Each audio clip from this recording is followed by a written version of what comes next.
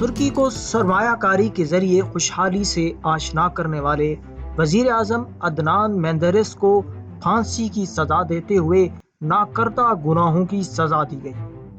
90 کی دہائی میں سیاسی انتشار، دہشت گردی اور معاشی عدم استحکام کے بھنور میں پھنس کر رہ جانے والے ترکی کو 2001 میں اپنی تاریخ کے سب سے بڑے معاشی بحران کا سامنا کرنا پڑا۔ سود اور مہنگائی کے طوفان میں ڈال دیے جانے والے ترکی کو لاچار کر دیا گیا اور پھر اس کے ہاتھ اور پاؤں باندھ کر IMF کے آگے ڈال دیا گیا۔ İşimiz zor, yolumuz uzun ama milletin desteğine ve kendimize olan güvenimiz tamdır. 2002 میں رجب طیب ایردوان کے اقتدار میں آتے ہی صنعت سے تعلیم، ٹیکنالوجی سے ذرائع آمد و رفت اور توانائی سے صحت کے میدان تک ہر شعبہ میں اپنی تاریخ کے کامیاب اہداف طے کرنا شروع کر دیے۔ اس کے ساتھ ہی معیشت میں استحکام پیدا ہوا اور IMF کا سارا قرضہ اتار دیا گیا۔ 2002 سے 2013 کی مدت میں مہنگائی 30% سے کم ہو کر 8% ہو گئی۔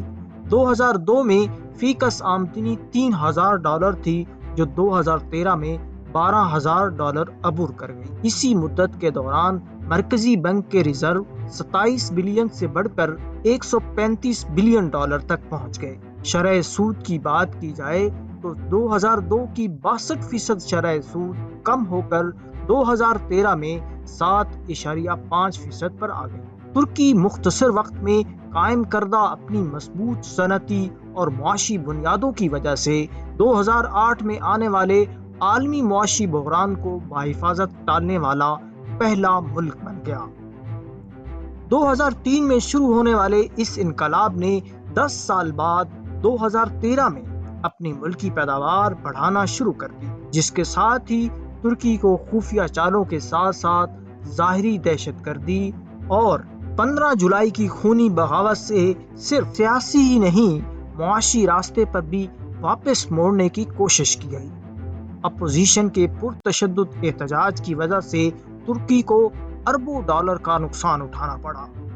ان تمام منفی کوششوں کے باوجود رجب طیب ایردوان کی قیادت میں آگے بڑھتے ہوئے ترکی نے اپنی معاشی بنیادوں اور استحکام کے ساتھ 2019 کی دنیا کو مشکلات سے دوچار کرنے والی وبا کو انتہائی کم نقصان کے ساتھ گزارا اور دنیا کا دوسرا منظم ملک قرار دیا گیا۔ ترکی کی معیشت اور اس کے صدر ایردوان سے خوفزدہ لوگوں نے پھر اپنا ہدف ترک لیرا کو بنا لیا۔ ایکسچینج ریٹ کو پھیر پھاڑ کرتے ہوئے اور قوم کو ڈالر خریدنے پر ابھارتے ہوئے منفی طریقوں سے ڈالر کی قیمت کو غیر فطری انداز میں اوپر پہنچایا گیا۔ ترکی کو دوبارہ سود میں ڈبونے کا sooçne والوں کو پھر ایک خوبصورت جواب دیا گیا۔ Hayata geçiriyoruz. Yine sonrası açıkladığı ekonomik adımların ardından dövizi altında sert düşüşler yaşandı. Haftalardır yükselen döviz kurları hızla düşüşe geçti. Sert düşüşler yaşandı. ترکی کے معاشی انقلاب کو آگے بڑھانے، جاری ناسور سے جان چھڑانے اور درآمدات کے چڑھاؤ کو برقرار رکھنے کے لیے اسے ایک نئے معاشی عہد میں داخل کرنا ضروری ہو گیا تھا۔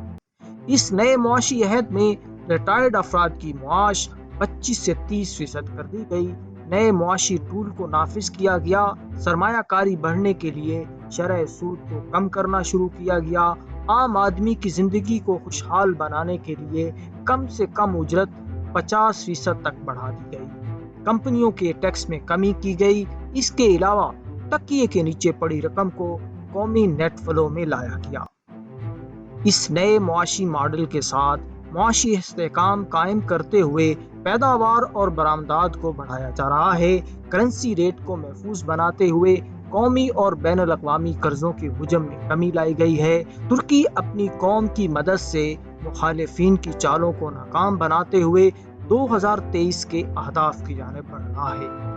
2023 تک ایٹمی پلانٹ، مقامی قدرتی گیس کے ذخائر، دفاعی انڈسٹری کی نئی پروڈکٹس، ذرائع نقل و حرکت کے جدید طریقے، नए सनती मकामात और मकामी इलेक्ट्रिक कार के साथ तुर्की दुनिया की 10 बड़ी मुआशी ताकतों की सफ में खड़ा होने की तैयारी कर रहा है।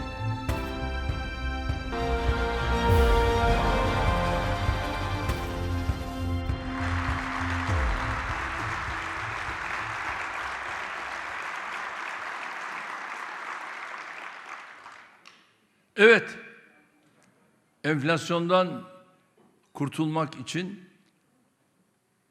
ana muhalefetin sözcüsü bizden kurtulmanın gereğinden bahsediyor. Bak az önce ifade edildi. %7'ye enflasyonu düşüren kimdi? Biz düşürdük, biz.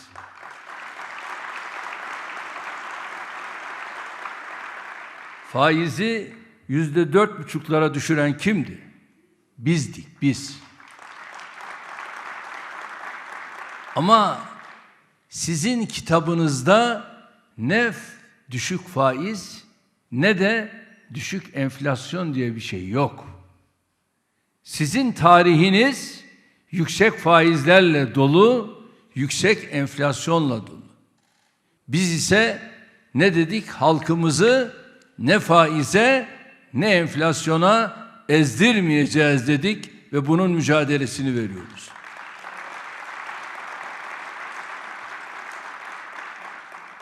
Alışacaksınız bunlara. Ve AK Parti iktidarıyla bunlar nasıl oluyor bunları göreceksiniz.